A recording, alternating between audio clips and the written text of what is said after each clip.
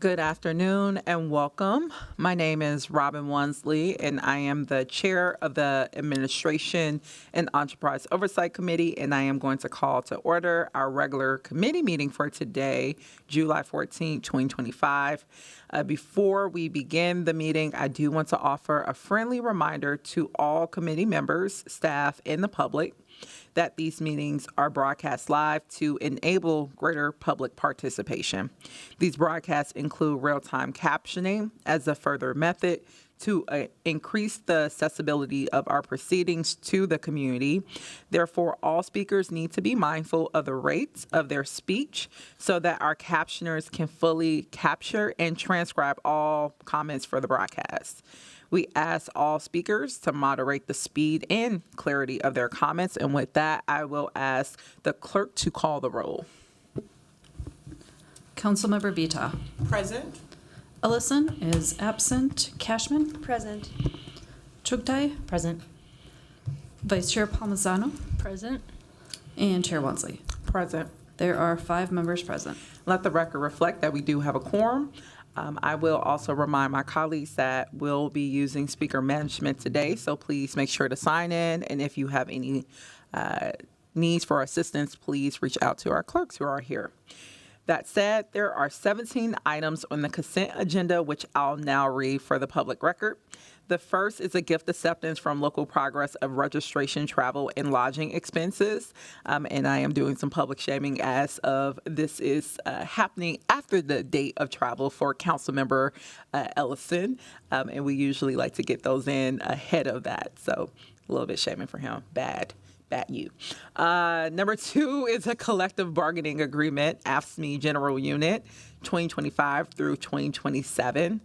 3 is a collective bargaining agreement, Minneapolis Building and Construction Trades Council, AFL-CIO. Number 4 is a contract with various vendors for interpreting and translation services. 5 is contracts with various vendors for the 2025 through 2028 violence prevention. 6 is contract with Twin Cities Habitat for Humanity, Inc. for homeowner repairs assistance program. 7 is contract with Meter LLC for recycling awareness campaign production and placement services. 8 is a contract amendment for 2022 CIPP, also known as Cured in Place Pipe Materials contract.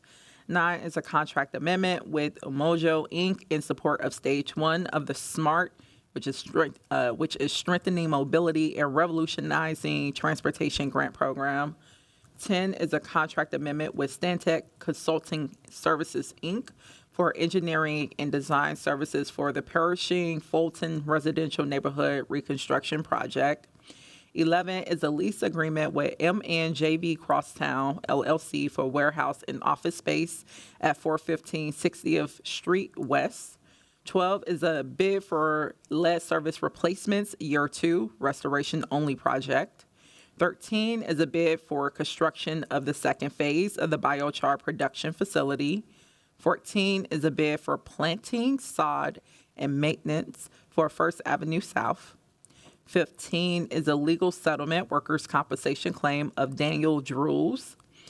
16 is a legal settlement defense and indemnification of Minneapolis Bicycle Coalition. And 17 is Minneapolis Advisory Committee on Aging appointments. So that said, I will move all items for approval on the consent agenda, and we'll check to see if we have anyone in queue.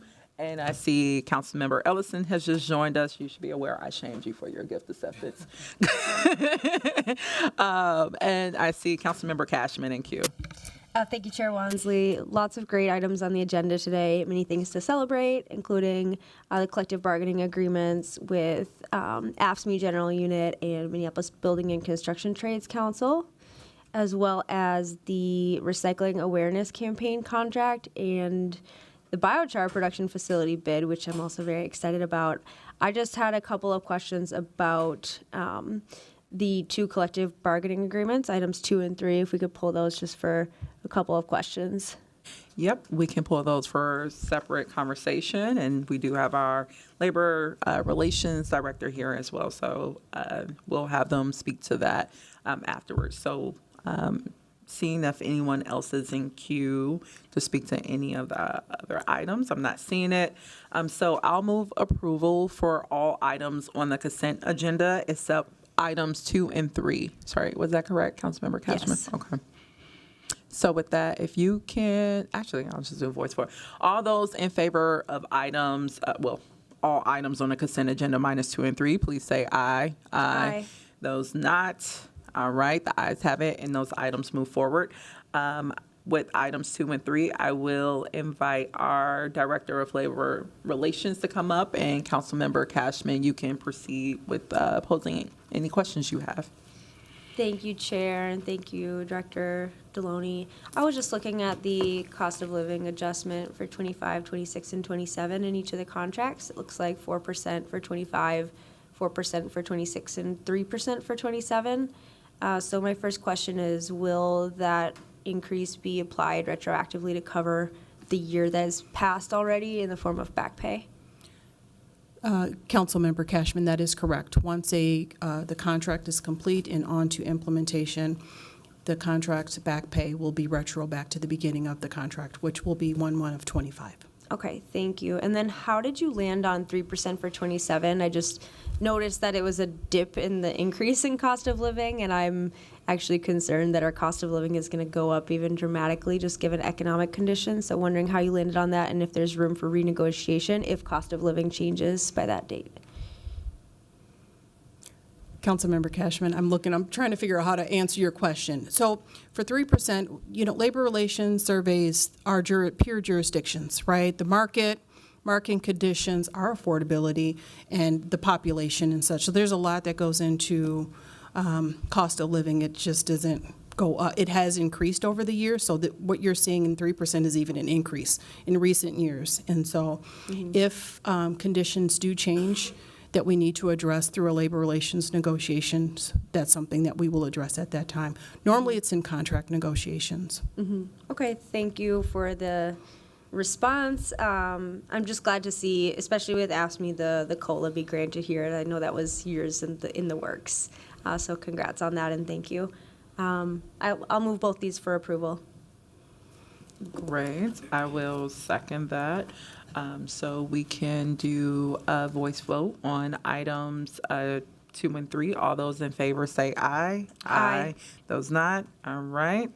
The ayes have it, and those will be forwarded to full council. Next, we have our second quarter update from the Racial Equity, Inclusion, and Belonging Department. I will ask Director Corbett to come up and start their presentation for us.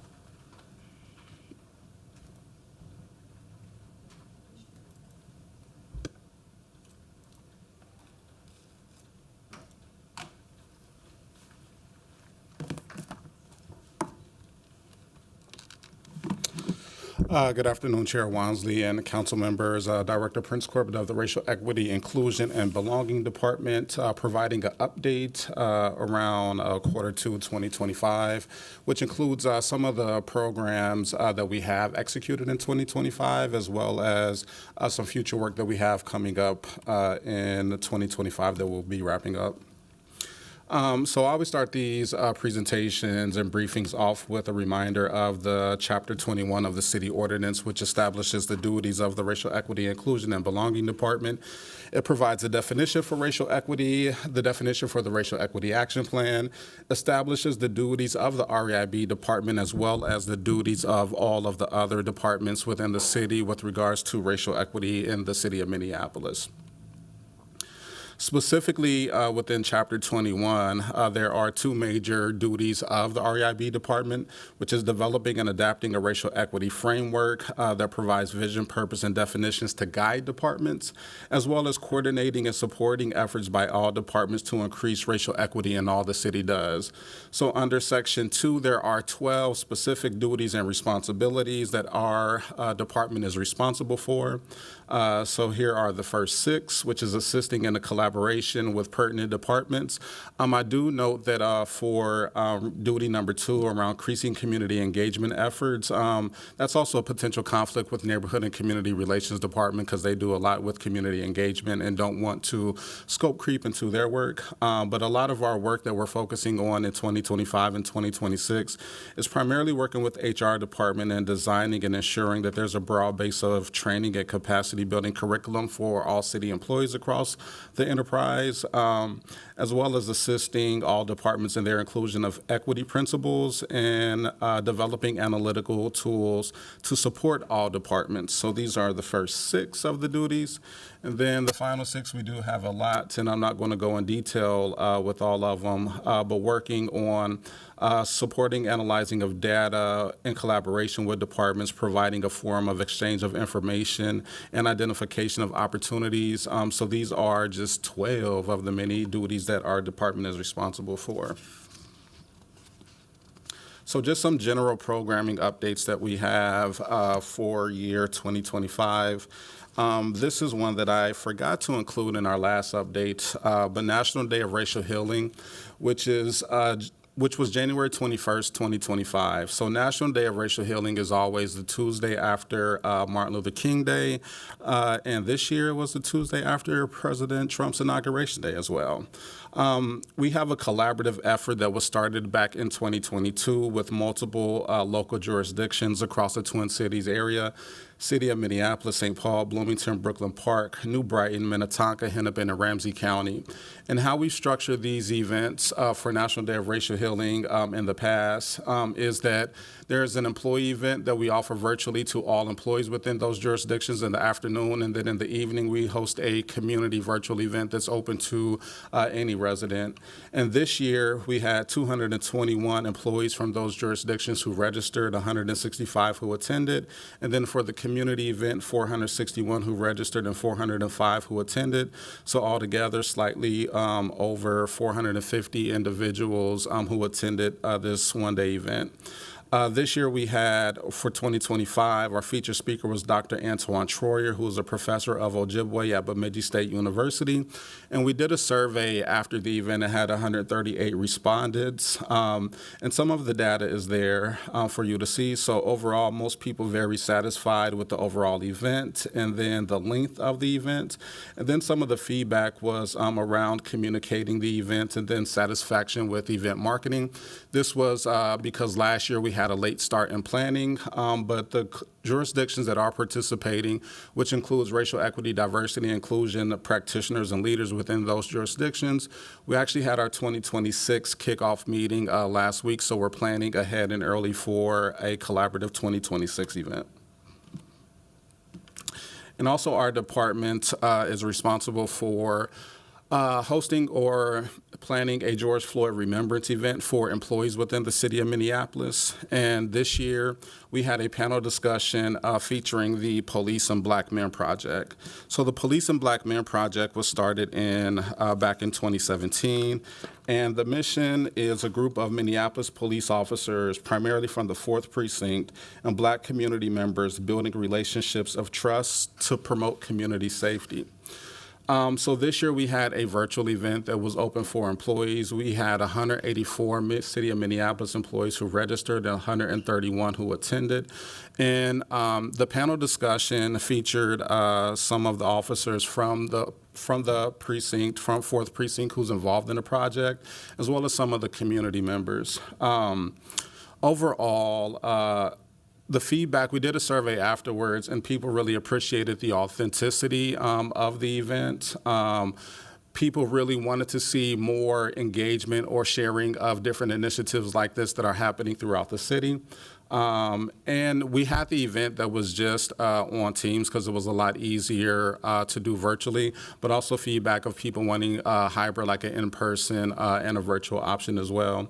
And so for the Police and Black Men Project as well, one of the things to highlight, there was an opportunity for members of the project who went down to Montgomery, Alabama back in December of last year to tour the Legacy Museum, the Rosa Parks Museum, We also went to First Baptist Church, which is a historical black church where they used to meet around the civil rights movement. And we had a lot of conversation around understanding of impacts of racism, civil rights, and police. And it was an eye-opening experience for a lot of the officers that I went down there. So that was some of the things that we had talked about or that the panel discussion featured for this year.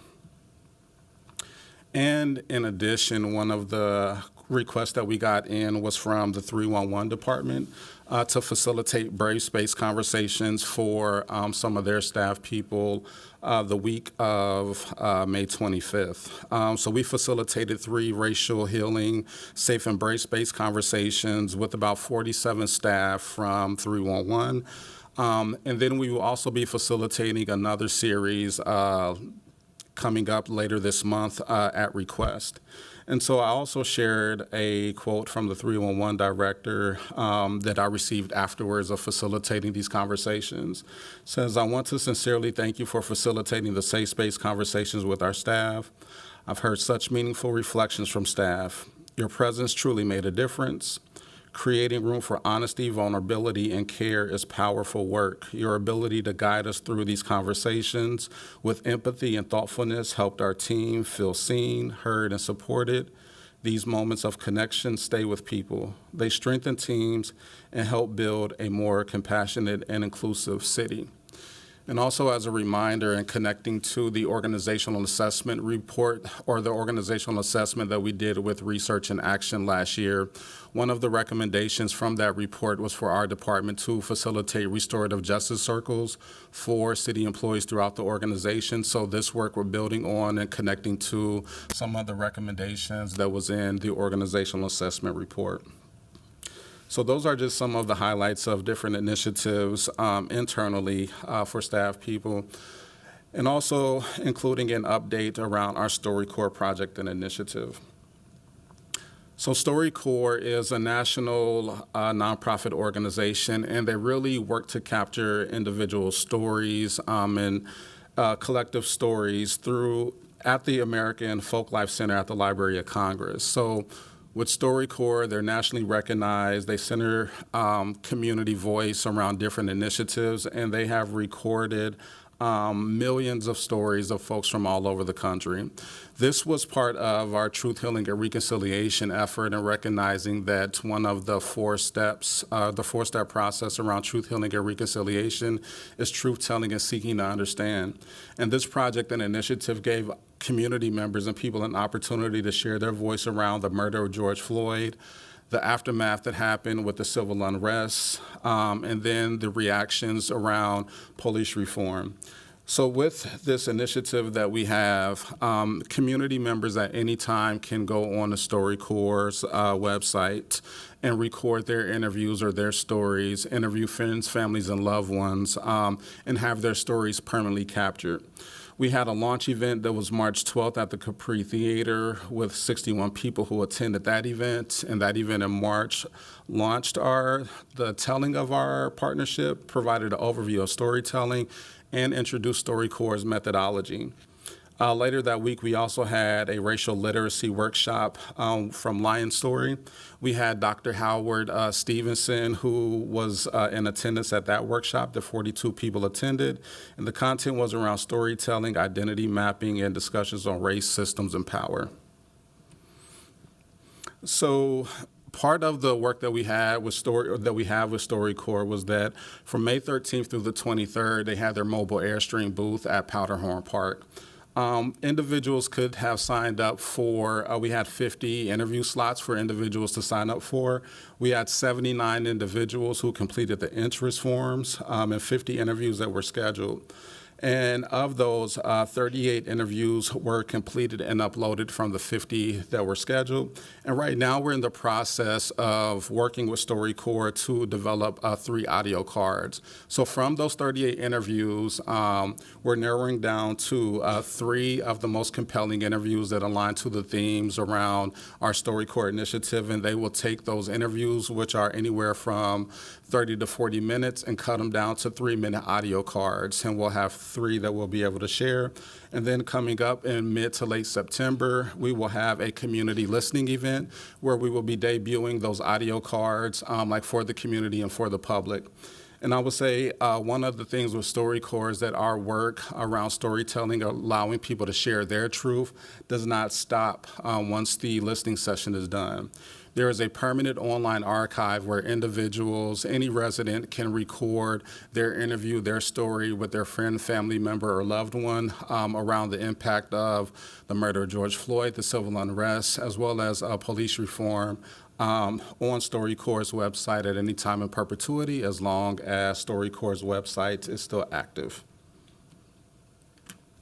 And then the final update is around our Truth, Healing, and Reconciliation training or learning and development session updates. So I wanted to start, and this is actually a slide from when we had to do our budget update. It was around Truth, Healing, and Reconciliation curriculum. And really the activities were designed implementing learning sessions focused on repairing harm, thoughtful confrontation, and then we also included the gender and racial equity impact assessment. So the repair harm model is our truth and reconciliation process. It is a 4-step process that I'll go through a little bit later. And this information was taught to directors and their direct reports through the Metamorphosis Anti-Racist Leadership Program. But some of the feedback from employees around Metamorphosis is that leaders across the organization, is great that they're getting learning and development, but it also needed to be cascaded down to all employees. And these learning and development sessions will be available for all City of Minneapolis employees as we get closer to rolling out and launching. So outcomes and performance metrics are the number of training sessions that are conducted, attendance rates, and then pre and post training assessments, and we developed assessments for each of these learning modules. And so with thoughtful confrontation, one second. So with the thoughtful confrontation model, it is a phased approach aimed at reducing and stopping racialized harm. Thoughtful confrontation can be utilized when racial harm is occurring, whether intentional or unintentional, when bias, discrimination, or inclusion are at play, where microaggressions or overt acts of racism, sexism, and classism happens, where power imbalances prevent individuals from advocating for themselves. Thoughtful confrontation is not about calling people out. It's about interrupting harmful patterns and fostering learning and accountability. And this is the 4-step thoughtful confrontation model for employees that we will be sharing with employees throughout the organization: clarifying, co-creating, calling in, and then confronting. It's about when things are happening in the moment, how do we as individuals, as people, as leaders confront the acts of racism, sexism, and classism as they are happening in the moment. And this is the repair harm model of 4-step truth, healing, and reconciliation process. So racialized harm refers to ways in which racial bias, racism, and systemic inequities manifest in workplace and organizational settings. It talks about overt racism, covert racism, structural racism, and cultural racism are some of the content that individuals learn about. Harm should be repaired when it is acknowledged, when there is readiness on behalf of those being harmed to when people should not be forced into harm repair, but when people who have been harmed want to engage, and when systemic changes are possible. And I always note that this is not a linear process at the bottom, so we may start off with truth-telling, move to seek to understand, and then need to come back to truth-telling. But this is the framework that we will be sharing and training different employees across the enterprise on. Wanted to share like a high-level timeline, and this was shared last time, and we are directly on time. Q3 of 2025, which starts this month, we are launching our Train the Trainer session. We will have a web-based learning going live later this quarter, and then start a phased rollout of the in-person training workshops for employees throughout the organization in Q4 of 2025. With these learning content models, what's included is a readiness assessment. So through a web-based model, employees will be able to answer a simple questionnaire that tells them, assesses them at which module they should start at, 1, 2, 3, or 4. There's asynchronous learning content. workshop facilitation materials. So the T cubed, or train the trainer, or T cubed as we call it, is the workshop materials that individuals going through the train the trainer will have. And then there's the at a glance, and then the meeting in a box. So the meeting in a box, it is for leaders, for employees across the organization who can have some training around facilitating harms about race and racism. There's a templated agenda. There's questions where individual leaders can download material and be able to facilitate a conversation about thoughtful confrontation, repair harm, or the gender or racial equity impact assessment for their own teams. So with the learning content, always got to have the learning goals and objectives. So with the repair harm and thoughtful confrontation, learning goals and objectives. Here you see the learning goals and objectives for the repair harm and thoughtful confrontation learning modules. And I want to take a moment to share with you one of the 4 case studies included in this module that employees may go through when they are going through this learning experience. And this is a case study. It's fictionalized. All names, events, and situations have been fabricated. So this is just one of 4. So the problem. During a community advisory board meeting, a new city infrastructure project, representatives from the Department of Public Works were discussing contracting and hiring strategies for the upcoming year. A senior project consultant responded to a question about why there are so few minority and women-owned businesses working on city projects. We hired the best contractors for the job. If we start focusing on race and gender too much, we'll end up lowering our standards. The numbers are what they are, was the response from the representative. The comment landed poorly in the room. Some community members shifted uncomfortably, while others immediately voiced their frustration. So the repair harm model and thoughtful confrontation with the case study, individual learners go through that case study and have a deeper understanding about how to apply the repair harm and thoughtful confrontation model to scenarios like that.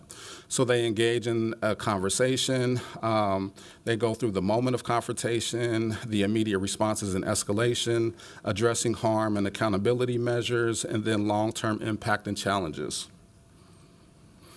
And included in the training, we will have the gender and racial equity impact assessment. And these are some of the learning goals and objectives and outcomes from that learning module.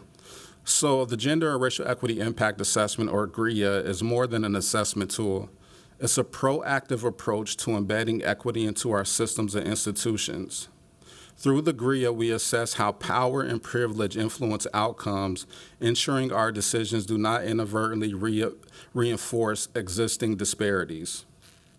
A GRIA is a structured framework designed to assess the impact of policies, programs, and decisions on different gender and racial groups, and it is a 4-step process of determining outcomes and stakeholders, looking at the numbers and narratives, measuring benefits and burdens, and evaluating and being accountable.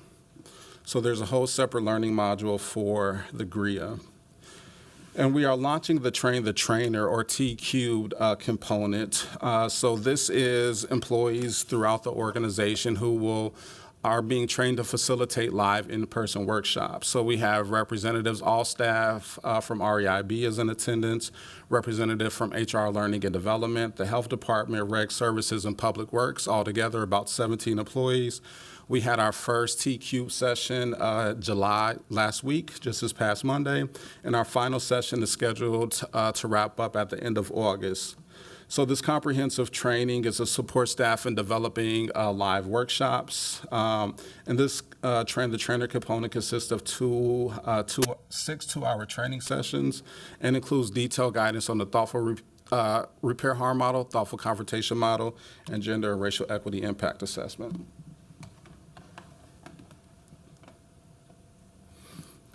And the final piece that I have for you all is just a quick walkthrough around the components in the asynchronous learning. So all of the content is in GoodWorks Learning Lab. Every employee will have access to this. It is videos that are part of the Learning Lab. There's the individual module, so the journey starts here with module 1, 2, and 3. So there's the repairing harm, thoughtful confrontation. There's a whole separate learning module on the gender and racial equity impact assessment. The module includes 4 different case studies. There's At a Glance, which is the models in a glance. There's FAQs, understanding that some employees some people may have questions, so we gather some frequently asked questions. And so this is a very interactive learning module, so all employees will be able to have access to the Good Works Learning Lab. And then folks from our department will be able to offer live in-person facilitated training sessions. So after a group of employees may go through the web-based content, they can call our department up and request a live in-person training. There may be some opportunities where we can facilitate to the broader employees some training sessions. So there's web-based learning and live in-person training.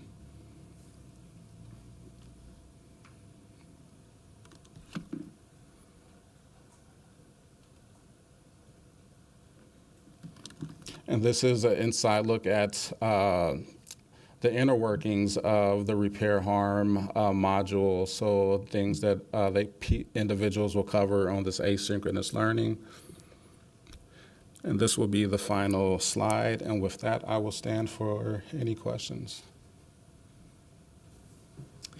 Thank you, Director Corbett. Just looking first to see if there's any before I get in. Oh, I see Vice Chair Palmisano. Thank you, Madam Chair. Thank you, Director Corbett, for this presentation. I recall you saying last year, and even here at the beginning of your presentation, that the focus of REIB is to be internal facing, changing the culture and the norms of our enterprise, right, to then go and address racial challenges and repair and all the things they do. Mm-hmm. And I truly do see this happening.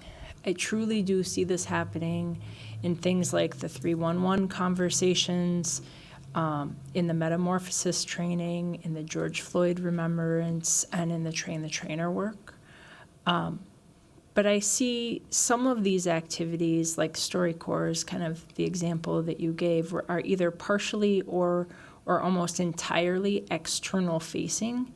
And so I'm just curious, how do you see that as the head of this department? Like, do you feel your work is being pulled in 2 separate directions, or do you feel like this is effective? Like, does this meet your mission statement when you go back to it? Because I find you to be very grounded in how you start and present the work of your department. But so do you feel pulled in 2 different directions, or am I just seeing it wrong?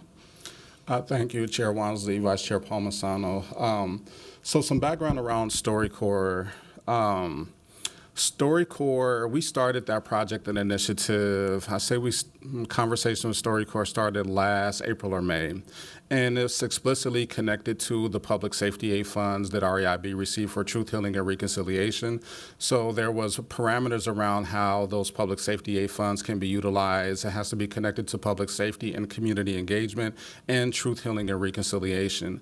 So trying to find the best way to find something for community members that engages community, like around the public safety aid funds, is why that is external facing.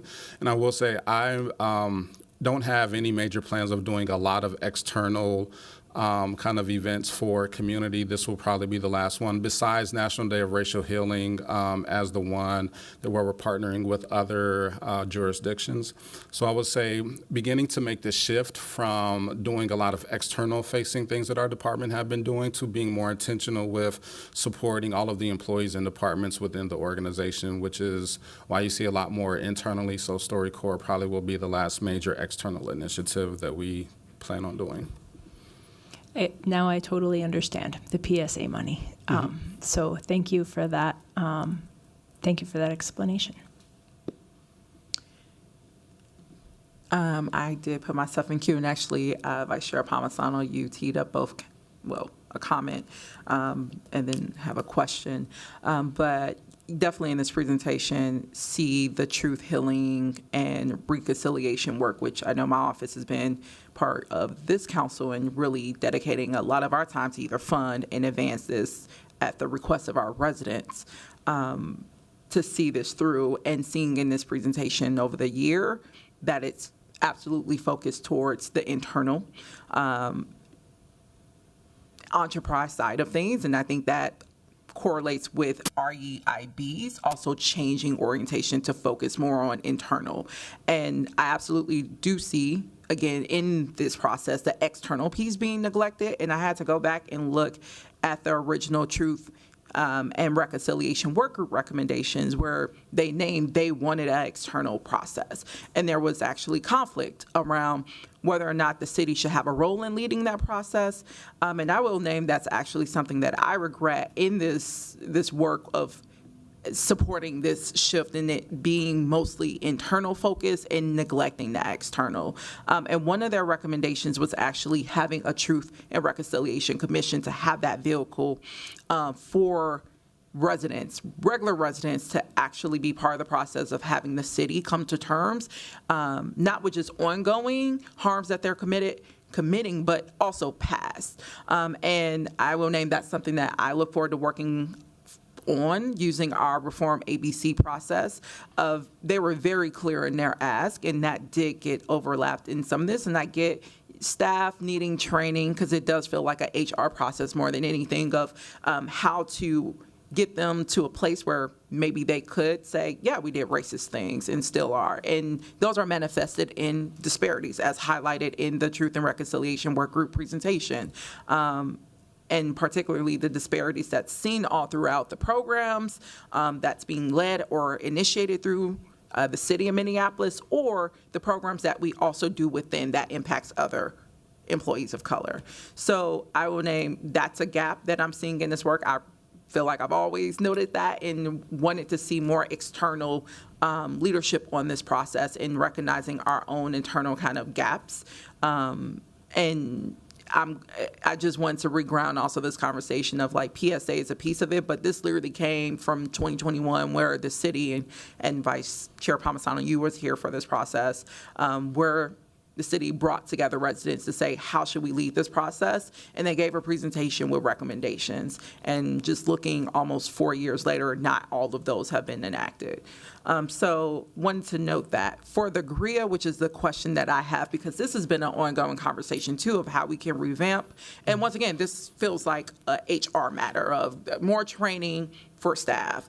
I'm interested of how this can actually be integrated into the RCA process. I think this is something we've had conversations with our legislative department on, specifically Oversight and Eval, to say how we can start tracking that is through when staff fills out their RCA for programs and projects and contracts that they're asking this body to consider, to see how they're being intentional of how they're addressing racial and economic and gender disparities. So are you having conversations with the legislative department around how we can actually formalize this, in addition to the more training activities that you all are honing in on with employees? Yes, Chair Wansley. So, yes, I am in communication with the clerk's office. We just met a couple of months ago with regards to the RCA and then the RIA as well. So I understand that the clerk's office is just kind of beginning to look at like revamping the RIA process like within the RCA. One of the pieces of feedback that was shared like around the current RIA is that like the RIA for the RCA is the only mandatory process kind of in place around the RIA.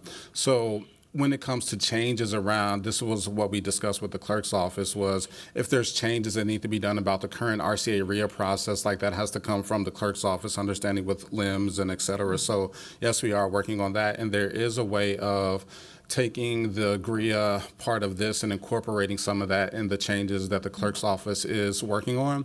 And I would say in addition, I'm working on getting our organization to understand, so a RIA technically is a race equity tool.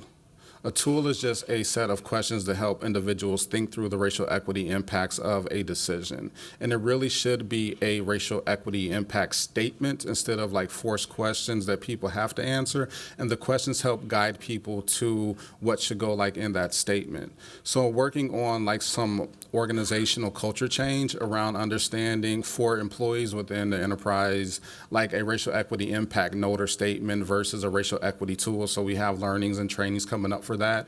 And this training as well is something that we can facilitate for individuals who have to write the RIA and the RCAs. So there's connecting pieces, and yes, we are working with the legislative body and the clerk's office.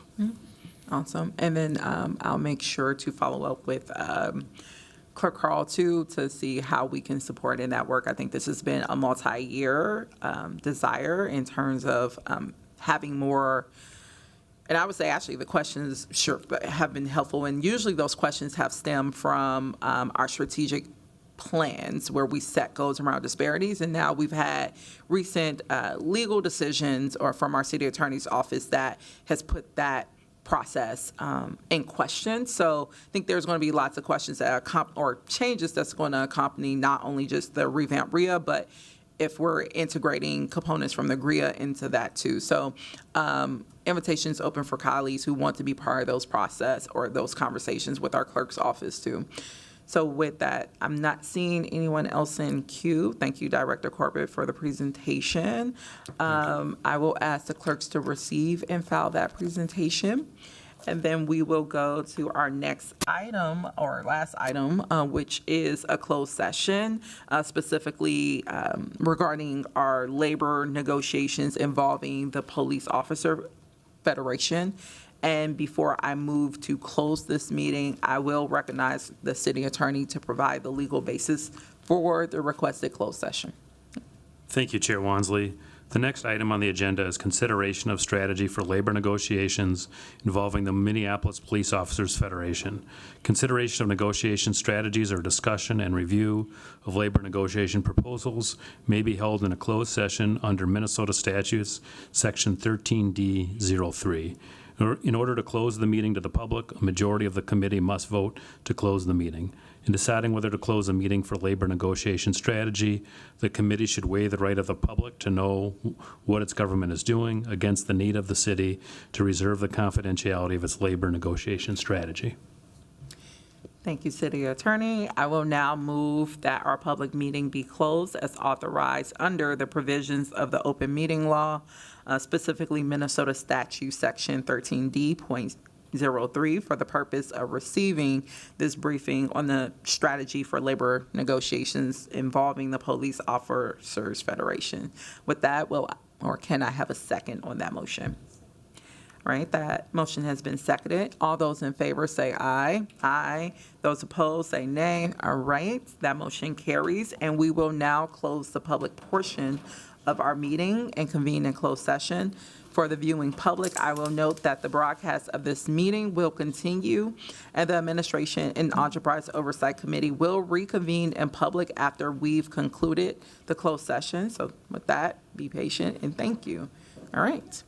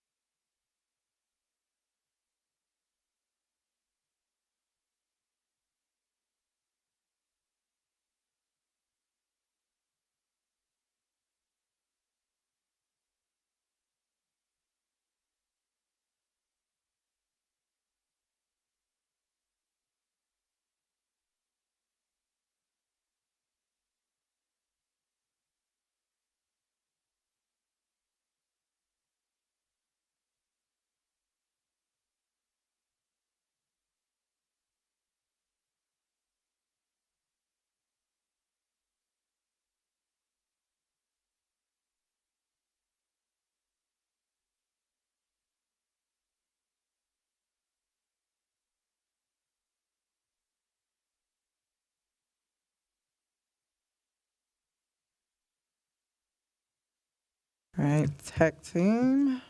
I'm in the morning.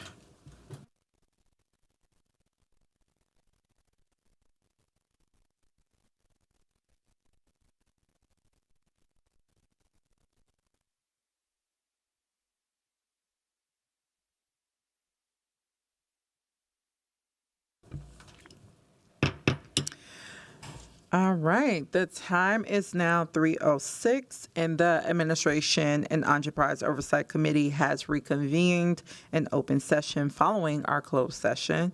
I will ask the clerk to call the roll to provide and verify the presence of a quorum. Councilmember Vita. Present. Ellison is absent. Cashman. Present. Chugtai. Present. Vice Chair Palmisano. Present. And Chair Wansley. Present. There are 5 members present. Let the record reflect that we do have a quorum. With that, we have concluded all business that has come before committee today. And with that, and if there's no objections, I move to adjourn.